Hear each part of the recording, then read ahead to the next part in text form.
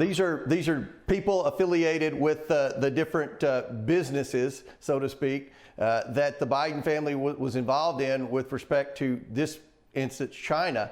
And what it appears is there were a lot of transfers from account to account to account, many transfers on the same day. That's probably one reason they received so many suspicious activity reports, which are the bank violations from the banks. The banks would look at this like, well, they must be laundering money or something. I don't necessarily think they were laundering money, Maria. It looks to me like they were trying to hide the source of that money, and the source was the Chinese Communist Party.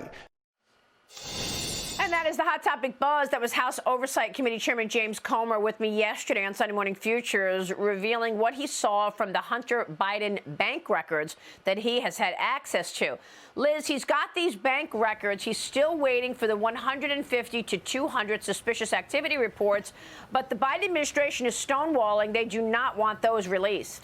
Yeah, it's amazing. The Treasury Department is supposed to release those records, Maria, and they absolutely have not. So you have to ask yourself, why is that? I think we all know why they haven't done that. It is because with releasing them, Congress will be able to trace the transactions that tie Hunter Biden and possibly his father and his business partners and his uncle to the Communist Chinese Party. I mean, any company in China, by law, has to report their activities to the Communist Party. Anything that basically went on with the Bidens goes straight to the top of the party. So I think there's a lot of smoke here. My guess is there also is fire. And boy, the White House just doesn't want that out. Yeah, I mean, when Joe Biden walked into the White House, one of the first things he did was change the access that Congress has to suspicious activity reports. Yeah. Yeah, I mean, that's a tell, I think we could say. Look, they don't want to reveal these transactions because Joe Biden has always claimed that he knew nothing about it, that basically everything they did was perfectly legal. Maybe so, Maria, but you know what? If it is, let us find out what went on there. Let's find out exactly who was involved.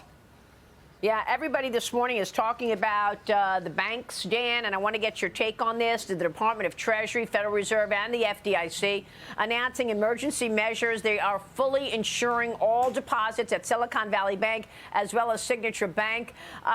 You know, you have to question whether or not you're going to see tougher supervision on the banking sector, Dan. Where is this going? There's no doubt there's going to be tougher supervision on the smaller and mid-sized banks. And let's be clear, when we say smaller and mid-sized, we're still talking about gigantic banks, just not as super gigantic as the JP Morgan and Citigroups of the world. So you're certainly going to see more regulation coming down the pike, especially in light of what just happened. There's just no way Congress is going to allow, for lack of a better word, a bailout to occur for those smaller banks and not have a resulting change in the regulatory environment. So that's certainly going to happen.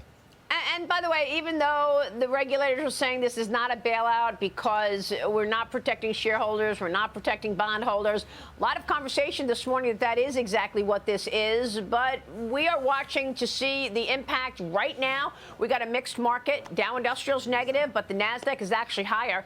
Dan and Liz, stay right there.